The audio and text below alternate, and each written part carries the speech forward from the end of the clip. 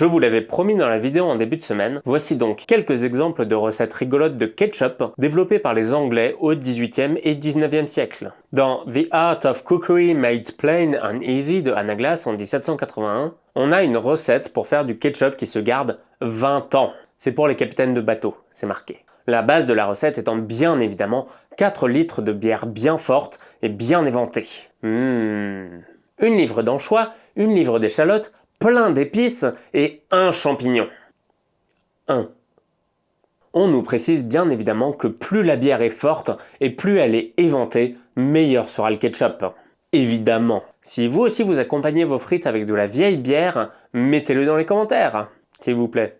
Je suis vraiment curieux. Dans Modern Cookery for Private Family en 1845, on a plein de recettes différentes. Comme le fameux Fine Mushroom Catsup, le Mushroom Catsup, le Mushroom Catsup Another Recipe, le Double Mushroom Catsup, le Cook Catsup, dont le premier ingrédient est une pinte et demie de Mushroom Catsup, mais il précise pas lequel, le Walnut Catsup, le Another Good Recipe for Walnut Catsup, le Lemon Pickle or Catsup, le Pontac Catsup for Fish, et bien évidemment le Tomata Catsup, qui est bien plus une sauce tomate avec des échalotes que quoi que ce soit qui ressemble de près ou de loin à du ketchup moderne. Ce qui est un peu drôle, c'est que dans les observations, l'autrice du bouquin nous dit « Cette recette nous a gentiment été envoyée par une personne qui, tous les ans, fabrique de grandes quantités de ce ketchup, qui est considéré comme excellent. Pour faire des sauces, il doit être mélangé avec du beurre fondu. Pour notre part, nous n'avons pas été en mesure d'essayer la recette. » Hyper rassurant.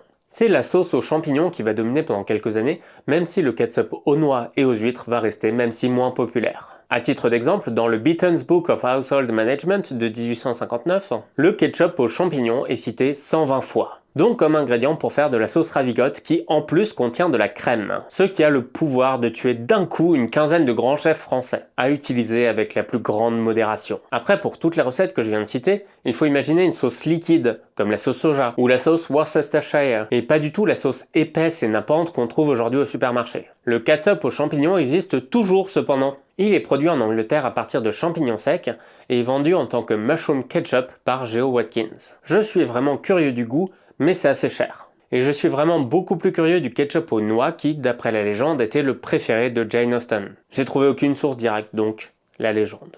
Un jour, j'essayerai peut-être de cuisiner le Another Good Recipe for Walnut Catsup. En attendant, retrouvez-moi sur Twitch les mardis et jeudis à partir de 18 h, et je suis aussi sur Ko-fi.